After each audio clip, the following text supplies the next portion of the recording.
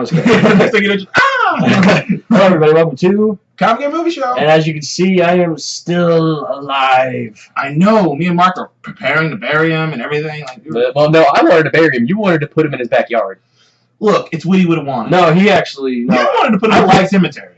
I wanted to send him off Viking style. That's exactly how I want to go out. See, I told you. Then you said pet cemetery. That's what you're gonna do. All right. Yeah. So anyway, guys, let's restart this. Hello, everybody, and welcome to Comic and Movie Show. Today we'll be doing a quick spoiler-free review of Fantastic Beasts and where to find them. All right, let's get started. J.K. Rowling's new addition to the Harry Potter mythos. Can lightning strike twice? AKA milking a cow until it's dry. I'll get to that. Listen, guys. Can lightning strike twice? My opinion, no. It just didn't. It didn't strike twice. It wasn't a terrible movie. It wasn't. It wasn't bad at all. Please don't let my opinion, trump your wanting to see it. Go see it. Angry comments. No, go see it and judge it for yourself. This is just my personal opinion. All right, let me start off. I don't remember. Like I said, the characters, in my opinion, weren't memorable. That's a big flaw in my opinion. Not even the main character? I don't even remember his name. That's bad. It's Newt. Newt. Okay, Newt. Newt is traveling to the United States because he's like a sort of beast, not hunter, but he hunts down mythical creatures and puts them in a zoo case. He's a beast master. Pretty much. Ooh. Or no, like he finds these magical creatures and he puts it in a soup case, which is like a big ass fucking zoo. That's kind of cool. So basically, he's the World Wildlife Federation's worst enemy. Well, no, I mean, he does it so that way, like other magical people or like Muggles, as non-magic people don't see them and shit. It's basically like keep the magical world secret. So anyway, guys, the story basically goes: he's in America, he's hunting down these beasts, and he ends up stepping on the wrong shoes, which is the magical world of the United States, which isn't anything at all like the UK and Europe. It's not. They're completely polar opposites, which is actually, in my opinion, I kind of saw coming, because I mean, it's America. Like, like if we saw something like that, I'm sure, like magic really existed. I'm sure we would have something like what they have. I'm not going to spoil. Actually, I will spoil what it is because it is in the book and it is a part of the story, so it's not really a spoiler per se. They're basically a secret society. They're basically it's like there's the United States, the citizen, like the Muggles of the United States and the president, and then there's the magical United States and their president, which is a female. Okay. In the 19. So that's where Hillary went. That's where Hillary went. No, this is not Hillary. She's probably a little. If she had magical powers, I think she would have done something by now. No, so anyway, like I kind of saw that coming because that it's kind of the whole trope of America is really, really superstitious about this kind of things. It's like, oh, America, the Yankees are fucking doing this with magic. Yankees. They're fucking Yankees. Yankees. Anyway, so that's basically he ends up stepping on the wrong toes, and he gets one of the guys involved. And there's this whole big thing. I'm not going to spoil it because it is heavy spoilers if I go into any further than that. So anyway, let me start off with the plot itself, non-spoiler. The plot is okay. It keeps you interested, at least. Okay. It's not like jaw-dropping like it was throughout the whole Harry Potter series. I mean, it wasn't. It just wasn't like jaw-dropping. It was interesting. It kept you interested. At least it did that. The magic itself was dumbed down to a point where they don't really speak the spell anymore. They just basically as Angry Joe put it, it's Call of Duty Harry Potter. And there's this whole Black Ops, wizards that work for the Madam President of the magical world and That's shit. kind of cool. Yeah. There's their whole little Black Ops and shit. It makes sense if the president would have a secret service. And there's also that Muggle sidekick who I think he's the best character in my opinion, even though he's not really that interesting. You know what I just thought of? A lot of people said they liked him. No, I mean I did too, but not as much. He's just that he didn't really help the movie all that much. You know what I just thought of is after all the stuff with Voldemort went down, why didn't the Black Ops division come and help them? Let's be dude, because they hate I think they they did. I think they did explain it, but I'm trying to remember. It's like they don't like the UK and the UK doesn't like them. It's kind of like semi like what it's like. Well, no, because the UK and Europe are like, let's teach people how to use the magic. United States, let's Supernatural. No. They took the same thing on that show. The UK. UK teach. United States ban. or only it's stupid. To be honest, I thought that was stupid. Basically, United States keeps secrets. Everyone else is honest. Pretty much. Why you gotta paint United States? That's what I say. It's like no, exactly. I'm not that patriotic, but come on. It is. I'm not gonna say that J.K. Rowling hates. I'm not gonna say J.K. Rowling is like a big anti-American bullshit because you know what? I'm sure that she probably did tap into that old British bias. Man, this is worse than some of the Japanese, some animes I see make fun of America. It's true. It's true. Some animes just be like fuck America. Well, yeah, it's true.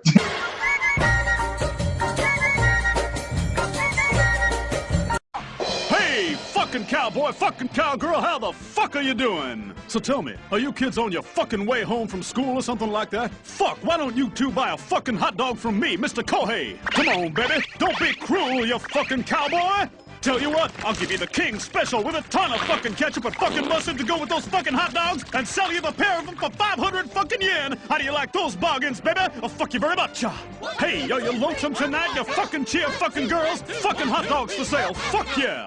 Oh my god. Anyway, I was gonna say the stereotypes that you put in about us. Oh, all right. So, the beasts themselves. I'm now getting the beasts themselves. Unfortunately, they didn't get all that much screen time. I heard they were pretty cool looking though. No, they were cool looking. I liked the design of them, and I liked seeing them when they were around. But I was like, they didn't get that much screen time. Not really.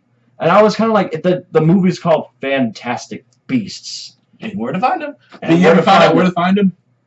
Yeah. Okay. Well, he knows where to find them. I feel like and where they find them did not need to be part of the title. Like that was just you see. Well, because it's tacked on at the end. I know it's like it comes all like so late. I was like, well, it's supposed to be catchy, and I understand why they did that. I mean, but everyone just keeps calling Fantastic Beasts. So it's easier. It's easier, but anyway, I always just call Fantastic Beasts. But where to find them is where, the whole. But here's the thing with that's the guy's job is to find them. As long as you put on J.K. Rowling's, it will sell. But the problem with J.K. Rowling's, I heard anytime she tries to make a book that isn't in the Harry Potter world, it fails. Oh yeah, miserably. So scared she might be holding on to this. It's just gonna milk it, and it's gonna lose. Well, she kind of has to. I heard Cursed Child was pretty good. No, like I said, the movie wasn't terrible. It wasn't a terrible movie. But it also had another major flaw that brings down the score, and that was the fact that you had, in my opinion, from what they were saying in the movie, the dialogue, it felt like you had to have read the book in order to find out. I heard the book wasn't that big. Well, that's the whole thing, though. It's like that's a big flaw to me in a movie. Is that what the Harry Potter especially at least in the Harry Potter movies. That one isn't. Fantastical Beasts. Isn't that big of a book? I heard it wasn't. I mean, I don't remember. That's surprising. I actually don't know how big I don't actually know how big it is. But to be honest, at least in Harry Potter, they made an attempt to explain the surrounding universe because the Harry Potter universe is massive. They can't put it all in one. No, that's the thing. They put even with the movies they just focused on Harry's 3 to 4 hours long. No, they just focused on Harry's story and around that. Yeah, but they at least explained it. Like they explained trolls. They explained the fucking centaurs. They explained werewolves. They explained the guys in the YouTube comments. They explained the basilisks. The troll. Knee slapper. Anyway, but at least Harry Potter. They just focused on Harry's and Voldemort's story, and that's where they needed it. This focuses on Newt's. Not really Newt's story, but the story around the whole Fantastical Beasts and the whole wizarding world of the world. So, in my opinion, it didn't really succeed at that. It was more like, United States were a bunch of secretive pricks that like to ban magic. Send the Black Ops, basically.